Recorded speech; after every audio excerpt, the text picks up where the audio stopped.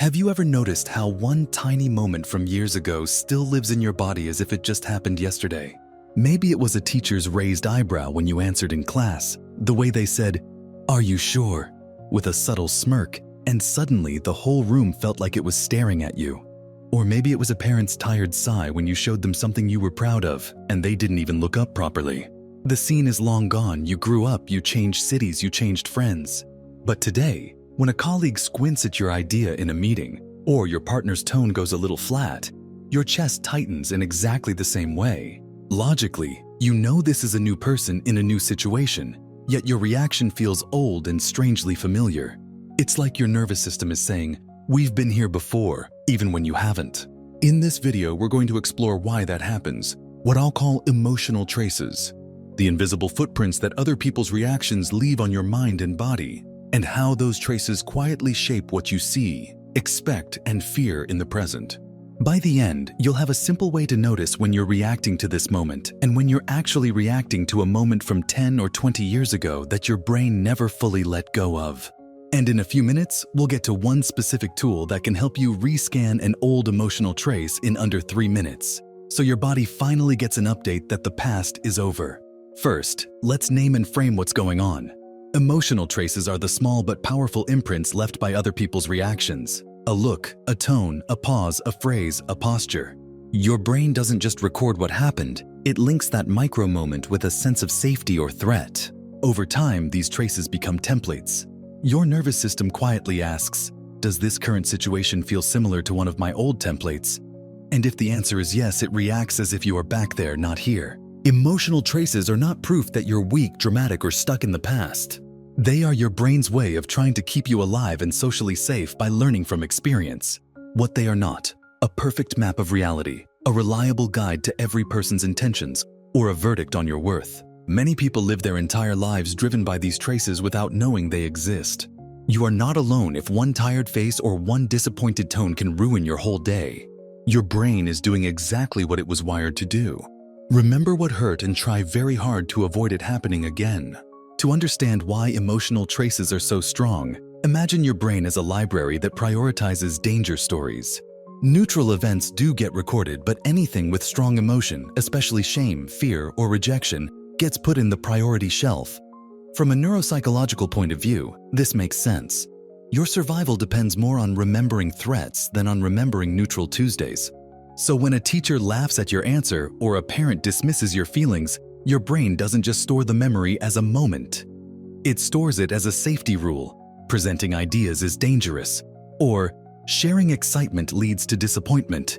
Or when people have that tone, something bad is coming. Now, years later, when someone in your present life accidentally hits a similar note, a facial expression, a pause, a tone, the old rule activates. Rule. It's like an emotional autocomplete. Your body finishes the sentence before the situation actually unfolds. In practice, it feels like instant tension, sudden shame, or the urge to shut down or over-explain yourself, even when no one has actually attacked or rejected you. The hidden cost of these emotional traces is that they quietly distort how you perceive others and yourself. At work, you might hold back ideas, not because your colleagues are judgmental, but because one old trace says, "Remember what happened last time you spoke up?" In relationships, you might interpret a partner's tired silence as, "They're bored of me," when it's actually, "I had a long day and my brain is fried." When you're alone, your mind might replay old reactions, looping through all the times someone rolled their eyes, raised their voice, or looked away at the wrong moment. It doesn't feel like you're haunted by the past. It feels like you're simply sensitive or anxious or too much. But underneath those labels is often a network of emotional traces quietly telling your nervous system, you are not safe to be fully yourself. If you let this run on autopilot, the price is high. You say no to opportunities that could grow you. You micromanage interactions. You carry other people's old reactions as if they were your identity. And you live more in anticipation of hurt than in contact with what's actually happening right now. So how do you start working with emotional traces instead of being hijacked by them? I want to offer you a compact toolkit, 3 main tools you can begin using today. We'll call them the trace scan, the origin question, and the repatterning experiment. Think of them not as rigid rules, but as small mental experiments you can run in everyday life to see what your nervous system has been trying to protect you from. The first tool is the trace scan. Its job is simple: help you notice in real time when a reaction is bigger than the moment. You use it whenever you feel a sudden emotional spike that doesn't quite match what just happened. For example, your friend doesn't reply to your message for a few hours, and your body reacts like it's an emergency. Or your manager sighs before giving feedback, and you feel a wave of shame before you even hear the words. In that moment, ask yourself quietly, on a scale from 1 to 10, how intense is my feeling right now? And on a scale from 1 to 10, how intense is the situation objectively? If your internal number is an 8 and the external situation is a 2, there's a good chance a trace has been activated. Then add a second question. What exactly did they do, and what am I afraid it means? For instance, they just sighed and looked at the screen. I'm afraid it means they think I'm incompetent. You're not solving anything yet, but you are doing something powerful. You are separating behavior from interpretation. That gap is where you stop being a passive victim of emotional traces and become an observer of them. If you recognize yourself in this pattern, you can even pause the video mentally and remember one recent moment when your reaction felt disproportionate. If you feel comfortable, share a short version in the comments later. It often helps to see you're not the only one whose brain does this. Once you've scanned the trace in the present, the second tool is the origin question. This one helps you find where the trace might have started. When you notice disproportionate intensity, ask, when have I felt this exact flavor of emotion before? Not kind of similar, but really the same taste, the same tightness in your chest, the same drop in your stomach, the same script in your head. Let your mind drift back. Maybe it's a school memory where you raised your hand and someone laughed. Maybe it's sitting at the dinner table while adults were arguing and you tried to make a joke to diffuse the tension, only to be shut down.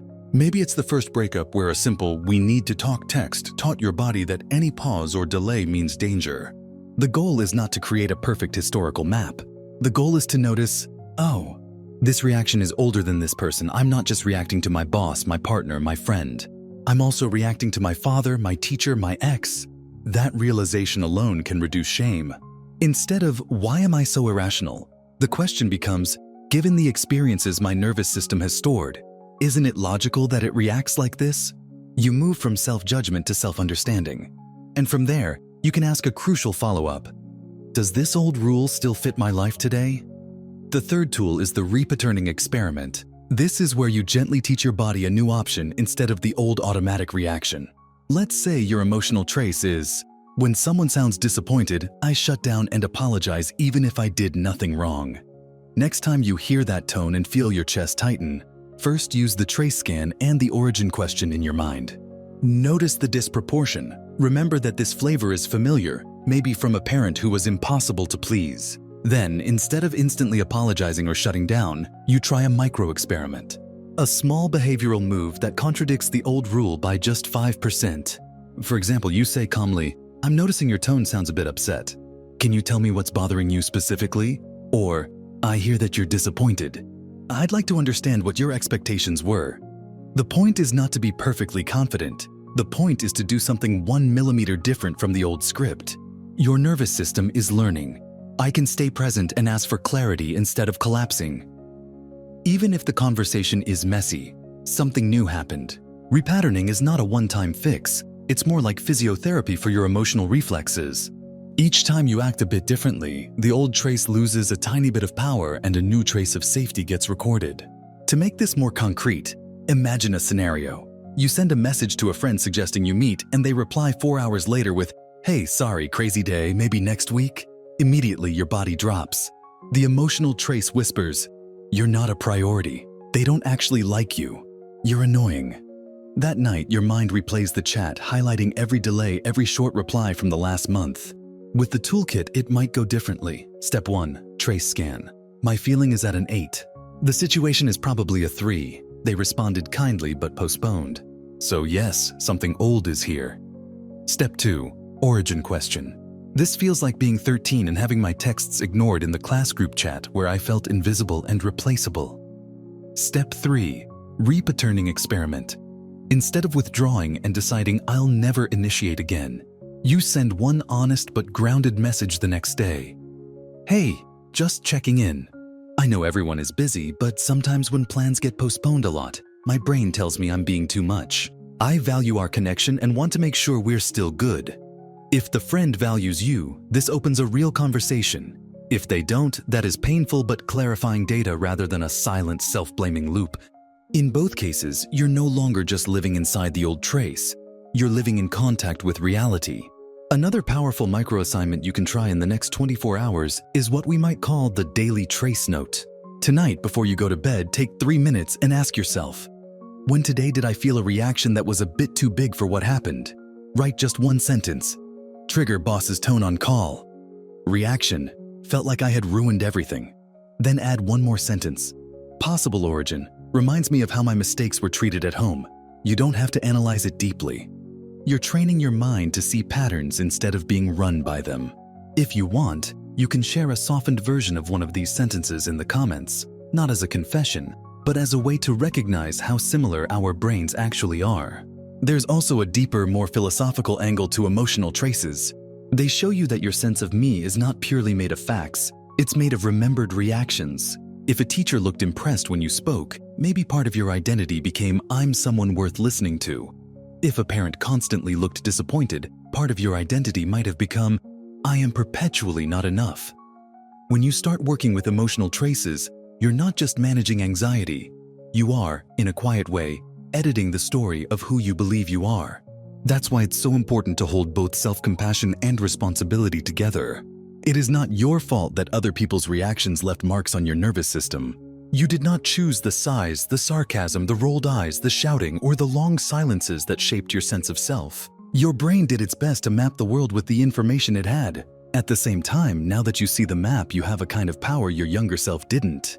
You can say, this trace was accurate once, it kept me safe then. But does it help me now? Or is it stopping me from trusting people who are actually safe, from showing my work, from resting, from receiving care? That question is not self-blame, it's self-authorship. To keep yourself from turning this into another perfection project, remember, the goal is not to eliminate every emotional trace. That would be impossible and not even desirable. Your history matters. The aim is to become more precise, to know as clearly as you can in each moment whether you're reacting mostly to the person in front of you or to someone who is no longer here. There will be days when you only notice the trace afterward in hindsight. That still counts as progress. Every time you say, oh, that was an old reaction, you move one step away from being fully fused with it. Over weeks and months, you might notice concrete changes. You recover faster from misunderstandings. You ask clarifying questions instead of disappearing. You take feedback less as a verdict on your worth and more as information about specific behavior. You feel a bit more spacious around other people's faces and tones, as if there is finally a small delay in which you get to ask, what else could this mean? Instead of jumping to the worst-case scenario. So as we close, let's gather everything into a simple protocol you can remember. When you notice a strong reaction, you scan it. Is this intensity bigger than the situation? If yes, you get curious instead of ashamed. You ask where you felt this flavor before, not to drown in the past, but to name the trace. This is my I'm about to be humiliated trace, or this is my I'm about to be abandoned trace. Then, you run a tiny experiment that is 5% different from your usual reaction. One extra question, one honest sentence, one less apology. You treat each experiment as data, not as a test of your worth. And you give yourself credit not for being calm all the time, but for noticing a pattern that used to be invisible. If this exploration of emotional traces helped you see how much of your present is colored by other people's reactions from the past, that clarity is already a form of freedom.